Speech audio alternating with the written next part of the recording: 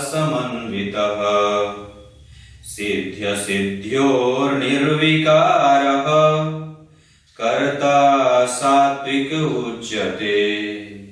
प्रिय दर्शकों नमस्कार। एक बार फिर से उपस्थित हूँ आप सबके सामने गुरुवार के कार्यक्रम में।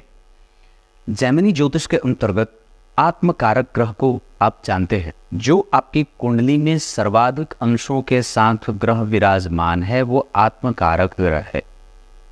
क्लियर है?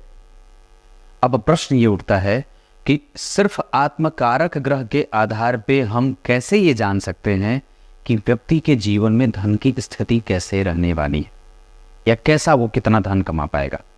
इसी विषय के साथ उपस्थित हूँ, कहीं नहीं जाना है, बिल्कुल बन के रहिएगा। शुरू करते हैं आज का कार्यक्रम के आरंभ में बोले गए गीता जी के श्लोक का अर्थ भी बताने वाला हूँ।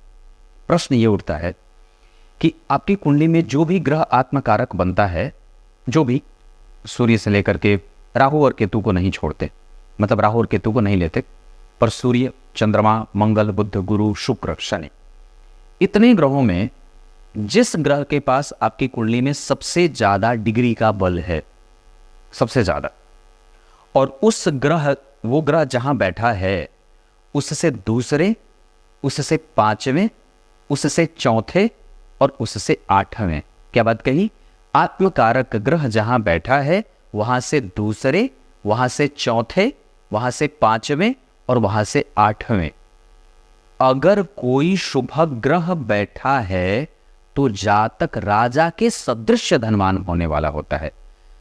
आपकी कुंडली में अगर ये बात है शुभ ग्रह होना चाहिए, आत्मकारक ग्रह से दूसरे घर में शुभ ग्रह, आत्मकारक ग्रह से चौथे घर में शुभ ग्रह, आत्मकारक ग्रह से पांचवें घर में शुभ ग्रह और आत्मकारक ग्रह से आठवें घर में शुभ ग्रह का बैठना व्यक्ति को राजसिक सुख देने वाला होता है।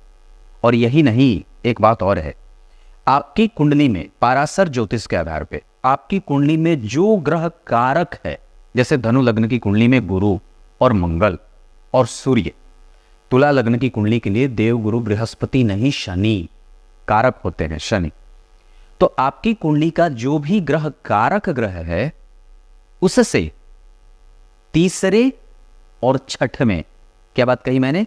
जो आपकी कुंडली का कारक ग्रह है वो जहां बैठा है उससे तीसरे और छठवें भाव में अगर पापक ग्रह बैठे हैं तो व्यक्ति राजा की तरह सुख भोगने वाला होता है, नृपतुल्य सुख भोगने वाला होता है और धनवान होता है।